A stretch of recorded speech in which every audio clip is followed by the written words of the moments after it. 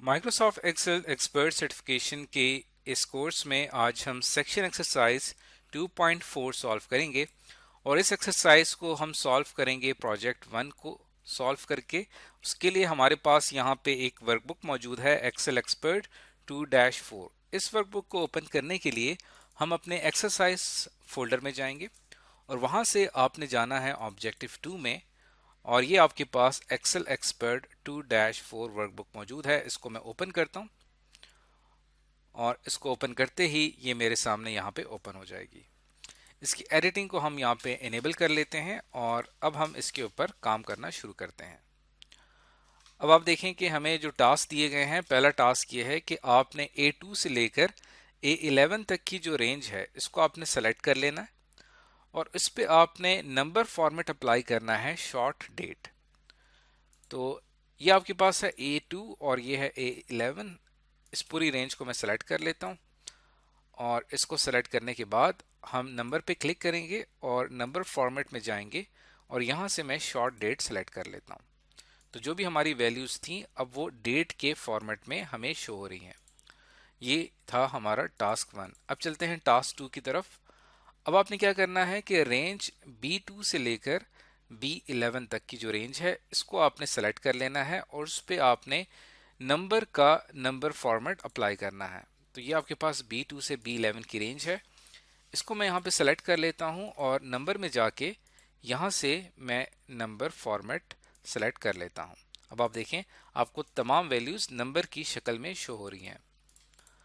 Task 3 में हम C2 से लेकर C11 तक की जो रेंज होगी उसको सेलेक्ट करेंगे और वहाँ पे करेंसी नंबर फॉर्मेट इंसर्ट करेंगे। तो ये है C2 और ये है C11। इस पूरी रेंज को मैंने यहाँ पे सेलेक्ट किया, नंबर पे क्लिक किया और फिर यहाँ पे हम करेंसी के ऊपर क्लिक करेंगे तो हमारी वैल्यूज अब करेंसी की फॉर्म में शो हो रही हैं। तो ये हमारे तीनों टास्क कंप्लीट हो गए हैं और इसके साथ ही प्रोजेक्ट 1 कंप्लीट हो चुका है। अब चलते हैं प्रोजेक्ट 2 की तरफ। हमने विंडोज़ में कुछ सेटिंग्स करनी है या जो भी ऑपरेटिंग सिस्टम हम इस्तेमाल कर रहे हैं उसके अंदर हमने कुछ चेंज लेके आना है।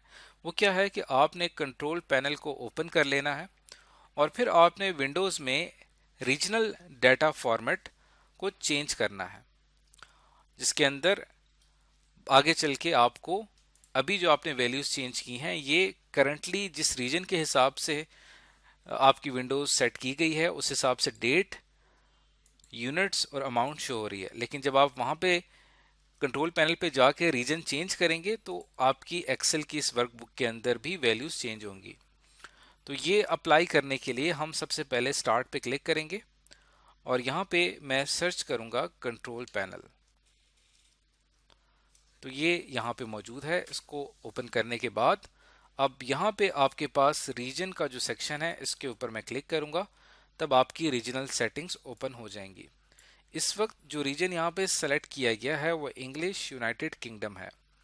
अब लेट सपोज अगर हम यहाँ पे अपना रीजन सेलेक्ट करते हैं और यहाँ से मैं इसको चेंज करके हम उर्दू पाकिस्तान इसको मैं सेलेक्ट करूँगा, तो जितने भी हमारे फॉर्मेट्स हैं डेट और टाइम के हवाले से वो यहाँ पे चेंज हो चुके होंगे और एग्जाम्पल के तौर पे आपको यहाँ पे सैंपल्स भी नज़र आ रहे हैं। अप्लाई के ऊपर क्लिक करूँगा, ओके पे क्लिक करूँगा तो अब हमारा इंटरनेशनल फॉर्मेट उर्दू पाकिस्तान के हिसाब से सेट हो चुका है।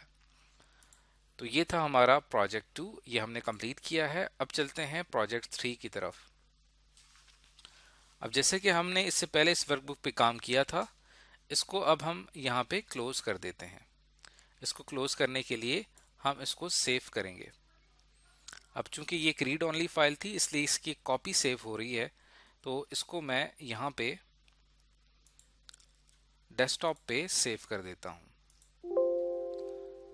और ऑलरेडी इस नाम से एक फाइल मौजूद है तो इसको ये रिप्लेस कर दिया जाएगा। अब जो फाइल अभी हमने क्लोज की है उसको अब हमने क्या करना है, रीओपन करना है और रीओपन करने के बाद हमने ये टास्क करने हैं। पहला टास्क ये है कि आपने जो रेंज है A2 से लेकर A11 तक की उसके अंदर आपने डेट्स को वेरीफाई करना है और आपने चेक करना है क्या डेट्स न्यू इंटरनेशनल फॉर्मेट जो कि अभी आपने थोड़ी देर पहले सेट किया था क्या उसके मुताबिक डेट शो हो रही है।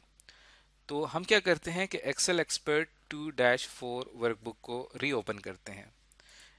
अब देखें ये इस वक्त क्लोज है। अब जैसे ही मैं इसको क्लिक करूंगा तो ये अब दोबारा से ओपन हो जाएगी। अब जब ये दोबारा से ओपन होगी तो हम इनेबल एडिटिंग के ऊपर क्लिक करते हैं।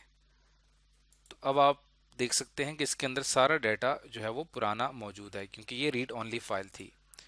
इसके बरक्स हमने एक और फाइल यहाँ पे सेव की थी जिसका नाम था एक्सेल एक्सपर्ट 2-4। इसको हमने डेस्कटॉप पे सेव किया था। अगर मैं इसको ओपन करता हूँ तो इसके अंदर हमारा वो अपडेटेड डाटा मौजूद है।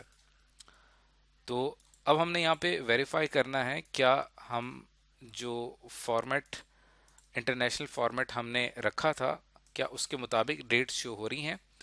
तो अब आप देख सकते हैं कि इस रेंज में A2 से लेकर A11 तक की जो रेंज है यहाँ पे डेट्स हमारी उसी फॉर्मेट के मुताबिक ही शो हो रही हैं। टास्क 2 में हमने वेरीफाई करना है कि जो नंबर्स हैं B2 से लेकर B11 तक क्या वो न्यू इंटरनेशनल फॉर्मेट के मुताबिक डिस्प्ले हो रहे हैं। तो वो भी बिल्कुल ठीक डिस्प्ले हो रहे हैं। अब तीसरी बात आ जाती है यहाँ पे करेंसी की। करेंसी जो है ये अपडेट नहीं हुई, बल्कि ये पुरानी करेंसी ही यहाँ पे शो हो रही है, यानी जो पुराना इंटरनेशनल फॉर्मेट था उसके मुताबिक करेंसी यहाँ पे शो हो रही है।